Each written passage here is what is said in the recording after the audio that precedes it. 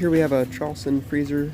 The complaint was that the cabinet temperature was around 25 degrees when the probe was saying that it was like 11.5. Now the probe was actually bad, so it was actually saying that it was like 112 or 115. So I just want to show you guys how to test this. Got the blue probe and the green probe. Green is the cabinet, blue is the defrost. You can see they were saying it was reading 11, but inside the cabinet it's actually reading 20. That's because it's froze up. But that actually isn't 11.2, that's 113. Should have a dot like that if it was truly reading what they're saying it's reading. So I have a different probe here. This one appears to be good. We're gonna plug this one in. All three of these should be reading 32 if they're good. So just unplug this and plug this in.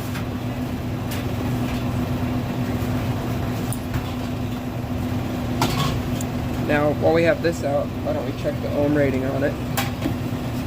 I can also see the digital controller starting to go down, the displayed temperature. So we're going to see how many ohms the original cabinet temperature sensor is. 3.33. Let's check the defrost probe. If these are both good, they should be really similar. 32.2 in the ice water. And then our extra probe that we had here, our spare, which is what we're going to put in next. That one is reading 32.4. So clearly the one that's very different is the one that's bad. The one that was 3.2. Which is why the freezer thinks it's over 100 degrees in the box, which is causing it to run continuous, which is making it freeze up. So the defrost probe is still good, but really we have an issue with the cabinet temperature sensor. And you can see it's slowly coming back down. We've got our dot again, which is good. So we're gonna put this probe in place of this probe, which is clearly bad. I'm just melting the ice out of this coil by dumping hot water on here. I've got a piece of tubing on the drain there, and it's dropping down into a bucket on that end, so I can just slowly dump hot water over it and just gingerly work it out. Alright, so the probes are back in place and plugged in. So we're just gonna put everything back together and start it up.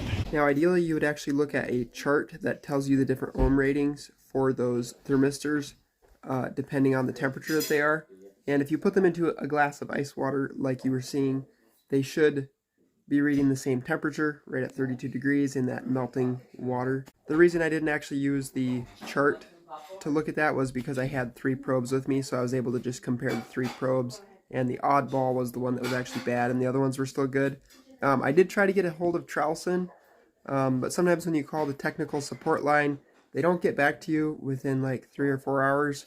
So I called them and left them a message, and they actually never called me back. So it's good that I just proceeded with my troubleshooting without that information. But that is probably the best way to actually make sure that the probes are good, because they should be within like, I think 10% of the value listed at the temperature the probes are at. So anyway, in this case, it worked fine to just test them against the other 2 probes that I had, and then put everything back together, and I made sure that it cooled down properly and cycled.